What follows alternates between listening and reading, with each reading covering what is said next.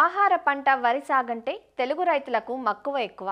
అందున కృష్ణ, గోదావరి డెల్టాలో సార్వా, దాల్వా రెండు కాలాల్లోనూ వరి సాగు చేస్తుంటారు. అయితే సార్వా కోతల అనంతరం దాల్వా వేసేందుకు ఒక్కోసారి సమయం తక్కువగా ఉంటుంది. దీంతో రెండో పంటను హడావిడిగా వేస్తుంటారు. దీంతో సకాలంలో నాట్లు వేయగలిగినా సాగు ఆశాంతం ఎన్నో రకాల సమస్యలు చుట్టుముడుతూ ఉంటాయి. వీటిని అధిగమించాలంటే సార్వా పంట కోతల అనంతరం పొలం తయారీ వంటి అంశాలపై దృష్టి పెట్టాలంటూ తెలియజేస్తున్నారు పశ్చిమ గోదావరి జిల్లా ఉండి Krishi Vignana Kendram program coordinator doctor N Mallikarjunarao. వరి మన రాష్ట్రంలో ప్రధానమైన ఆహార పంట. అటు సార్వాలను దాల్వాలను కూడా వరిని పండిస్తూ ఉన్నారు. అయితే ఇప్పుడు ఈ సార్వా సీజను ఇంకా మన కోతలు కూడా మొదలైనవి. తర్వాత రబీకి కూడా మనము సన్నద్ధం అవుతున్నారు కాబట్టి కొన్ని రకాల చర్యలు, కొన్ని జాగ్రత్తలు కూడా చేపట్టాల్సి ఉంటుంది. ముఖ్యంగా ఈ సార్వా వరిలో తర్వాత మనము గడ్డి అనేది వరి పొలంలో ఉంటుంది. అది కూడా మనకి దున్నడానికి అడ్డుగా ఉంటుందని చెప్పేసి గడ్డిని కాలుస్తున్నారు. అయితే ఈ గడ్డిని కాల్చడం వల్ల కూడా మనకి చాలా నష్టాలు ఉన్నాయి కాబట్టి ఈ విధంగాను కూడా ఈ గడ్డిని అనేది కాల్చకూడదు. దీనికి బాగా మనకి వర్షాలు పడి నీళ్లు కొంత తేమ ఉన్న తర్వాత మన డికంపోజర్స్లు కూడా మార్కెట్లో కూడా అందుబాటులో ఉన్నాయి. ఇవి ఆన్లైన్లో కూడా తెప్పించుకోవచ్చు.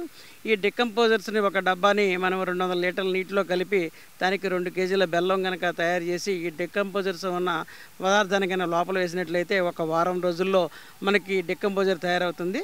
దీన్ని అప్పుడప్పుడు కూడా కొద్దిగా తిప్పుతూ ఉండాలి. దీన్ని కనుక మనము తేమ ఉన్నప్పుడు తర్వాత ఈ గడ్డి మీద కనుక పిచికారీ చేసినట్లయితే చాలా వరకు గడ్డి అంతా కూడా కుళ్ళిపోవడానికి కూడా అవకాశం ఉంది. కాబట్టి రైతు సోదరులు ఈ పద్ధతి కూడా తప్పనిసరిగా పాటించాలి. కొంతమంది విత్తనోత్పత్తి కూడా చేస్తూ ఉంటారు. ఎవరైతే విత్తనోత్పత్తి చేస్తారో వాళ్ళకి ఈ సార్వాలో వేసిన పంట విత్తనాలు మళ్ళీ దాల్వాలో మొలకెత్తుతూ ఉంటాయి. ఆ మొలకెత్తడం వల్ల కూడా మనకి మళ్ళీ బెరుకులు లాంటివి కూడా రావడం కూడా జరుగుతుంది. కాబట్టి ఇది ఒక ప్రధాన సమస్య. ముఖ్యంగా ఎవరైతే మనకు వెజ్జల్లి పండిస్తారో అంటే డ్రమ్ సీడింగ్ కానీ అలాగే నేరుగా వెజ్జల్లి పండిస్తారో అలాంటి వాటిలో రైతులకి ఈ పాత విత్తనం మొలకెత్తడం అనేది ప్రధాన సమస్యగా ఉంది. కాబట్టి దాన్ని నివారించడానికి సాధ్యమైనంత వరకు కూడా మురగదం చేయాలి.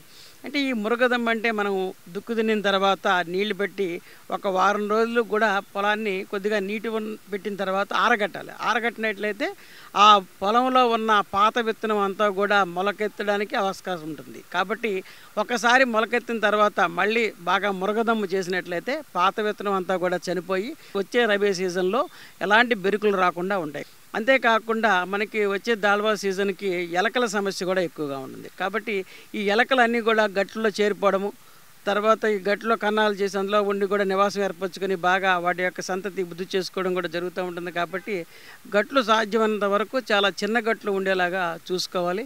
అలాగే గట్ల మీద కూడా ఎలాంటి కలుపు లేకుండా కూడా చూసుకోవాలి. ఎందుకంటే ఈ కలుపు ద్వారా కూడా కొన్ని రకాల తెగుళ్ళు వచ్చే అవకాశం ఉంది. కాబట్టి గట్ల మీద కూడా ఎలాంటి కలుపు లేకుండా సాధ్యమైనంత వరకు చిన్న వరకు గట్లు ఉండేలాగా కూడా చేసుకున్నట్లయితే అటు ఎలకల సమస్య కానీ అలాగే దాల్వాలో మనకి తెగుళ్ళ సమస్య కూడా చాలా వరకు నివారించడానికి అవకాశం ఉంటుంది.